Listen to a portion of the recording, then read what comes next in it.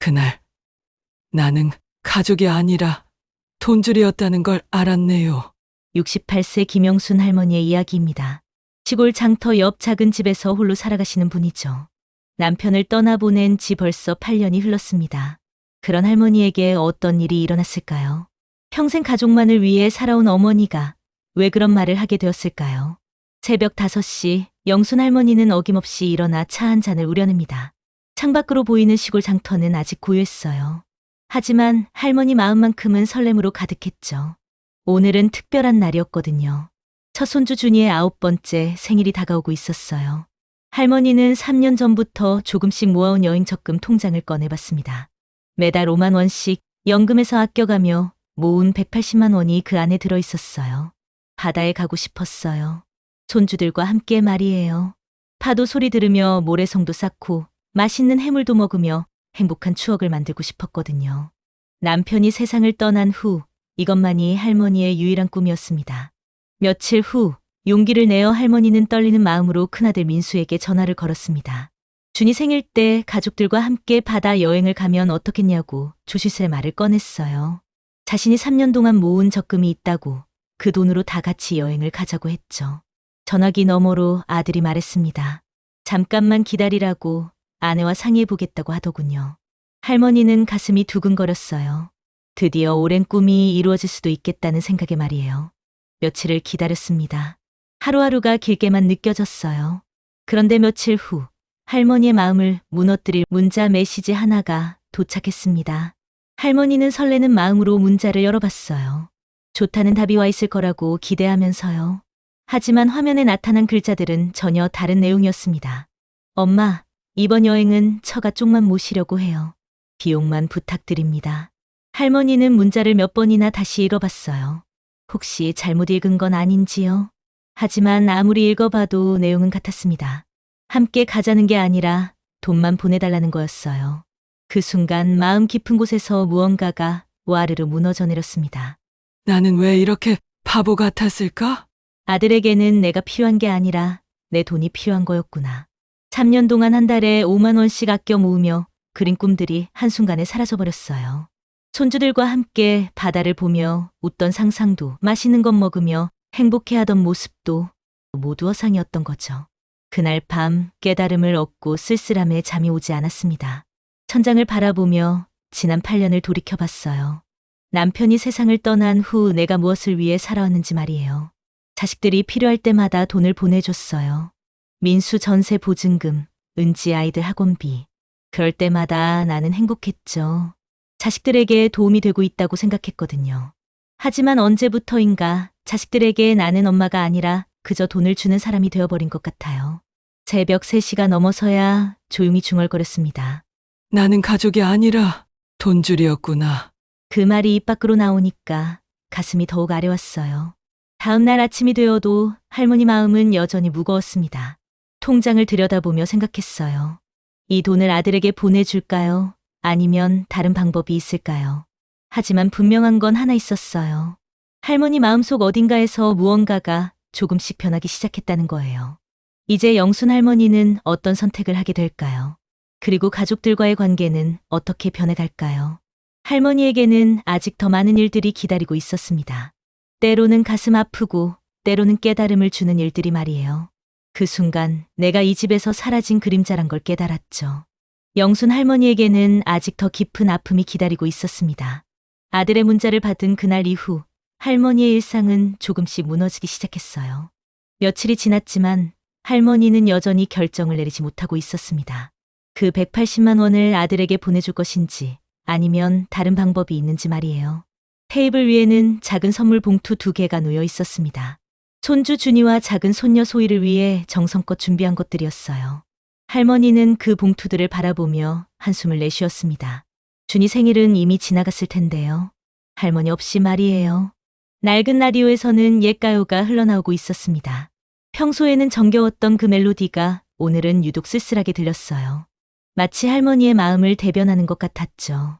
할머니는 휴대폰을 집어들었다가 다시 내려놓기를 몇 번이나 반복했습니다. 아들에게 전화를 걸어서 뭐라고 말해야 할까요? 돈을 보내주겠다고 할까요? 아니면 속상하다고 말할까요? 하지만 결국 전화를 걸지 못했습니다. 무엇을 말해도 소용없을 것 같았거든요. 방 안에는 낡은 시계의 초침 소리만이 똑딱똑딱 울려 퍼졌습니다. 그 소리가 텅 빈 집안을 더욱 적막하게 만들었어요. 할머니는 조용히 중얼거렸습니다. 내가 ATM이었구나. 그 말이 나오고 나서야 할머니는 자신의 처지를 더욱 명확하게 깨달았어요. 자식들에게 자신은 돈을 뽑아내는 기계 같은 존재였던 것이죠. 창밖으로는 장터에서 돌아가는 사람들이 보였습니다. 가족들과 함께 웃으며 걸어가는 모습들이 할머니 눈에 들어왔어요. 그런 모습을 보니 더욱 외로웠습니다. 문득 지난주에 있었던 일이 떠올랐습니다. 이웃집 박씨 할머니가 아들 내외와 손주들이 놀러왔다며 자랑하던 모습 말이에요. 그때 영순 할머니는 부러워했었죠. 우리 집도 언젠가는 저렇게 될 줄 알았는데 하지만 지금 생각해보니 그런 날은 영원히 오지 않을 것 같았어요. 할머니는 서랍에서 통장을 꺼내 다시 들여다봤습니다. 3년 동안 한 푼 두 푼 모은 그 돈이 이제는 원망스럽기까지 했어요. 이 돈만 없었다면 이런 서러움을 겪지 않았을 텐데요. 저녁 시간이 되어 밥상을 차렸지만 식욕이 없었습니다. 혼자 먹는 밥이 이렇게 서글플 줄은 몰랐어요. 예전에 남편이 살아있을 때는 그래도 둘이서 마주 앉아 이런저런 얘기를 나누며 밥을 먹었는데 말이에요. 밥그릇을 내려놓고 할머니는 남편 사진을 바라봤습니다. 8년 전에 찍은 그 사진 속 남편은 여전히 온화한 미소를 짓고 있었어요. 여보, 나는 뭘 잘못한 걸까요? 자식들을 너무 많이 사랑한 게 잘못이었을까요? 사진 속 남편은 대답해주지 않았습니다. 다만 그 따뜻한 눈빛만이 할머니를 위로해주는 것 같았어요. 그날 밤, 할머니는 오랜만에 옛날 앨범을 꺼내봤습니다. 아이들이 어릴 때 찍은 사진들이 가득했어요. 민수가 처음 걸음마를 했을 때, 은지가 피아노를 치던 모습, 온 가족이 함께 놀이공원에 갔던 날의 사진들까지. 그때는 정말 행복했었죠. 비록 가난했지만 온 가족이 함께였고 서로를 아껴주었어요. 아이들도 엄마를 따랐고 할머니 역시 아이들을 위해서라면 무엇이든 할 수 있었거든요. 언제부터 이렇게 변한 걸까요? 아이들이 자라면서 결혼하면서 각자의 생활에 바빠지면서 점점 멀어진 걸까요? 할머니는 손주들 사진이 담긴 페이지를 펼쳤습니다. 준이가 돌잔치 때 찍은 사진, 소희가 태어났을 때 찍은 사진들이 있었어요. 그때만 해도 할머니는 정말 행복했었는데요. 하지만 지금은 그 손주들조차 할머니와 함께하는 시간보다 돈을 더 원하는 것 같았어요. 정확히는 아이들의 부모들이 그런 거겠지만요. 앨범을 덮으며 할머니는 깊은 한숨을 내쉬었습니다. 추억은 아름답지만 현실은 너무 냉혹했어요. 새벽 2시가 넘어서야 할머니는 마음속으로 다짐했습니다. 이번만은 달라야 해. 나도 내 마음을 말해야 해. 하지만 정작 무엇을 어떻게 말해야 할지는 막막했어요.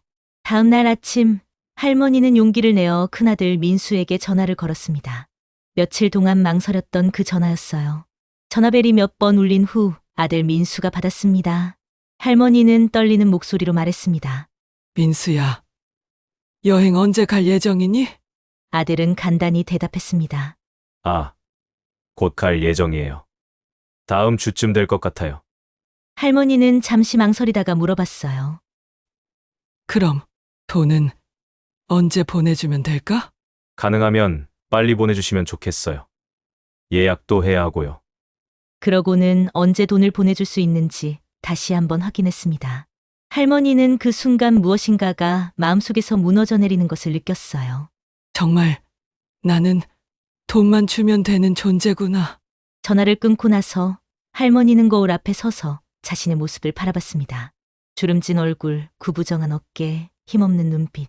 그 속에서 할머니는 무엇인가를 발견했어요. 그 순간 깨달았죠. 내가 이 집에서 사라진 그림자 신세였구나. 할머니는 이제 어떤 결정을 내려야 할까요? 계속해서 자식들이 원하는 대로 돈만 대주는 역할을 할 것인가? 아니면 다른 길을 찾을 것인가? 할머니의 마음속에는 아직 결론이 나지 않았지만 분명한 것은 하나 있었어요. 이제 더 이상 예전의 영순 할머니가 아니라는 것이었죠. 과연 할머니는 어떤 선택을 하게 될까요? 그리고 이 선택이 가족들과의 관계를 어떻게 바꿔놓을까요? 돈은 멈췄지만 진짜 인생은 그때 시작됐죠. 영순 할머니가 마침내 결단을 내린 날의 이야기입니다. 그동안 할머니는 일주일간 고민에 고민을 거듭했어요. 180만 원을 보내줄 것인가 말 것인가. 하지만 답은 이미 정해져 있었죠. 결심의 시작. 그날 아침 할머니는 평소보다 일찍 일어났습니다. 새벽 4시였어요. 창밖은 아직 어두웠고 장터도 고요했죠. 하지만 할머니 마음만큼은 이상하게 평온했어요. 오랜만에 느끼는 고요한 확신이었습니다. 할머니는 차를 우리며 생각했어요. 이제 정말 끝내야겠어. 무엇을 끝낼 것인지는 명확했습니다. 자식들에게 일방적으로 베풀기만 하는 관계. 자신은 사라지고 오직 돈만 남은 그런 관계 말이에요. 할머니는 서랍에서 노트북을 꺼냈습니다. 작년에 은행 직원이 인터넷 뱅킹을 가르쳐줘서 겨우 익혔던 그 노트북이었어요. 처음엔 글자도 잘 안 보이고 어려웠는데 지금은 제법 능숙하게 다룰 수 있었죠. 화면이 켜지고 은행 사이트에 접속했습니다. 여행 적금 계좌가 화면에 나타났어요. 잔액 184만 7천 원. 3년 동안 한 달도 빠짐없이 넣었던 그 돈이 그대로 있었습니다. 할머니는 잠시 망설였어요. 정말 이렇게 해도 될까? 아들이 화를 내면 어떻게 하지? 손주들은 실망하지 않을까? 하지만 곧 고개를 저었습니다. 아니야. 이미 실망은 내가 했어. 동시에 벌어진 일. 같은 시각. 인천공항에서 민수 가족은 설렘으로 가득했습니다. 처가 식구들과 함께하는 해외여행이었어요. 체크인 카운터 앞에서 민수는 가족들을 뒤돌아보며 웃었습니다. 엄마 덕분에 이런 여행도 가네. 처제가 말했습니다. 형부 어머니 정말 대단하세요. 이렇게 큰 금액을. 민수는 어깨를 으쓱했어요. 뭐, 우리 엄마니까. 마치 당연한 일인 것처럼 말했죠. 아내도 덧붙였습니다. 애들 아빠, 나중에 어머니께 감사 인사 꼭 드려야 해요. 그래, 선물도 하나 사다 드리자. 모든 것이 계획대로 진행되고 있었어요. 체크인을 마치고 면세점에서 쇼핑까지 끝냈죠. 아이들은 신나서 뛰어다녔고 어른들은 여행에 대한 기대감으로 들떠 있었습니다. 탑승 게이트로 향하는 길, 민수는 한 번 더 확인하고 싶었어요. 카드가 정상적으로 작동하는지 말이죠. 공항 내 편의점에서 물을 하나 사려고 카드를 건넸습니다. 삐하는 소리와 점원이 말했어요. 죄송합니다. 승인이 안 되네요. 민수는 당황했어요. 예? 이상하네, 다시 해보세요. 삐삐. 역시 승인 불가입니다.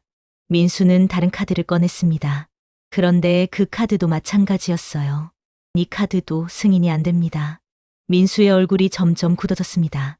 급하게 휴대폰으로 은행에 전화를 걸었어요. 은행 직원은 말했어요. 고객님, 해당 계좌가 일시 정지 상태입니다. 일시정지요? 무슨 말씀이세요? 은행 직원은 계좌 소유자분이 직접 정지 신청을 했다고 말했어요. 민수는 귀를 의심했어요. 계좌 소유자요? 그게 누구죠? 김영순 고객님이십니다. 그 순간 민수의 머릿속이 하얘졌습니다. 할머니의 클릭. 바로 그 시각 시골집에서 영순 할머니는 노트북 화면을 바라보고 있었습니다. 계좌 일시 정지 버튼이 화면에 떠 있었어요. 할머니는 마우스를 천천히 움직였습니다. 손이 조금 떨렸지만 마음은 확고했어요. 나를 지워버린 건 너희들이니까. 클릭. 화면에 정지 완료 메시지가 나타났습니다. 할머니는 노트북을 천천히 덮었어요. 그리고 깊은 숨을 내쉬었습니다. 이제 시작이야. 공항의 혼란. 민수는 급하게 어머니께 전화를 걸었습니다. 할머니는 전화를 받지 않았어요. 한 번, 두 번, 세 번. 계속 통화 중이었습니다. 이상해. 엄마가 왜 전화를 안 받지? 아내가 다가왔습니다. 여보, 무슨 일이에요? 얼굴이 새하얘졌어요. 카드가 다 정지됐어. 엄마가 계좌를 정지시켰대. 그럴 리가요. 왜 그러셨을까요? 민수도 이유를 알 수 없었어요. 분명히 여행비 지원해주겠다고 하셨는데 처가 식구들이 다가와서 물어봤습니다. 민수야, 무슨 일이냐? 민수는 어떻게 설명해야 할지 막막했어요. 아, 그게 계좌에 일시적인 문제가 생겼나 봅니다.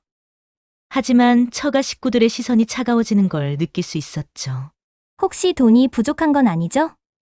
아니야, 그럴 리가. 하지만 목소리에는 확신이 없었어요. 결국 여행은 취소될 수밖에 없었습니다. 항공료, 숙박비 모든 것을 포기해야 했어요. 한편 할머니는 평소와 다름없이 하루를 보내고 있었습니다. 아니, 오히려 더 편안했어요. 오랜만에 느끼는 홀가분함이었습니다.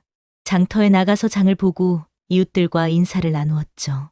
영순아, 오늘 기분이 좋아 보이네? 이웃집 박할머니가 말했어요. 그런가요? 저도 모르게 그러네요. 정말로 기분이 좋았어요. 무언가에서 해방된 듯한 느낌이었죠. 오후에는 혼자서 차를 마시며 라디오를 들었습니다. 예전에는 쓸쓸하게 들리던 그 음악이 오늘은 평온하게 들렸어요. 저녁이 되어서야 휴대폰을 확인했습니다. 부재 중 전화가 17통. 모두 민수에게서 온 것이었어요. 할머니는 휴대폰을 내려놓았습니다. 아직은 아니야. 조금 더 기다려봐야지. 깨달음의 시간. 그날 밤 할머니는 일기를 썼습니다. 오랜만에 꺼낸 일기장이었어요. 오늘 나는 용기를 냈다. 68년 인생에서 처음으로 내 마음을 지켰다. 무서웠지만 후회는 없다. 펜을 놓고 할머니는 창밖을 바라봤습니다. 별이 유난히 밝게 빛나고 있었어요. 남편이 살아있을 때 함께 보던 그 별들이었죠. 여보, 나 잘하고 있는 거죠? 바람이 창문을 살짝 흔들었습니다. 마치 남편이 대답해주는 것 같았어요. 할머니는 처음으로 환하게 웃었습니다. 돈은 멈췄지만 내 진짜 인생은 이제 시작됐네. 이제 영순 할머니는 어떤 길을 걸어갈까요? 그리고 아들 민수는 이 일을 어떻게 받아들일까요? 할머니의 용기 있는 선택이 가족 모두에게 어떤 변화를 가져다 줄까요? 피보다 진한 건 함께 울고 웃은 기억이더군요. 영순 할머니가 진짜 가족의 의미를 깨달은 날의 이야기입니다. 계절을 정지시킨 그날 이후 민수에게서는 하루에도 수십 통의 전화가 걸려왔습니다. 할머니는 그 전화들을 모두 무시했어요. 벨소리가 울릴 때마다 마음이 쓰렸지만 받지 않았습니다. 아직 준비가 안 됐거든요. 대신 할머니는 서랍 깊숙이 넣어두었던 낡은 수첩을 꺼냈습니다. 그 안에는 오랫동안 연락하지 못했던 사람들의 전화번호가 적혀 있었어요. 남편을 잃고 혼자 사는 이웃 박순자 언니, 손주들만 키우다가 몸이 망가진 중학교 동창 김정희, 치매에 걸린 남편을 10년간 돌보다가 최근에 하늘나라로 보낸 교회 권사님, 이말자, 모두 할머니와 비슷한 아픔을 겪고 있는 사람들이었죠. 할머니는 떨리는 손으로 첫 번째 전화를 걸었습니다. 여보세요? 언니, 저예요, 영순이.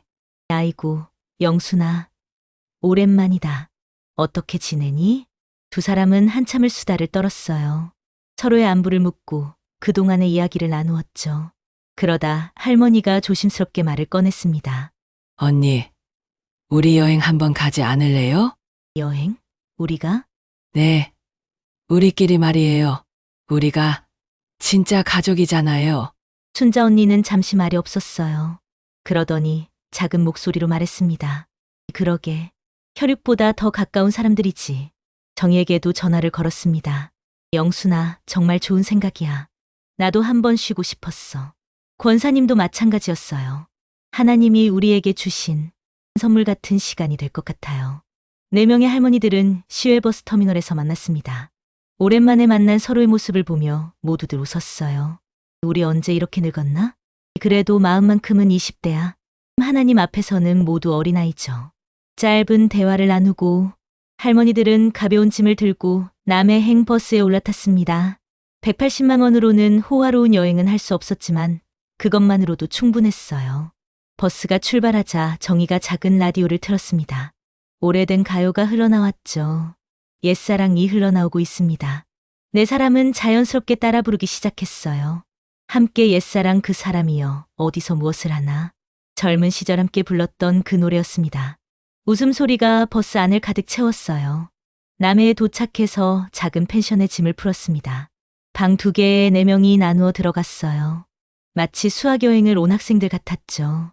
첫날 저녁 바닷가에 나가서 산책을 했습니다. 파도 소리가 마음을 편안하게 해주었어요.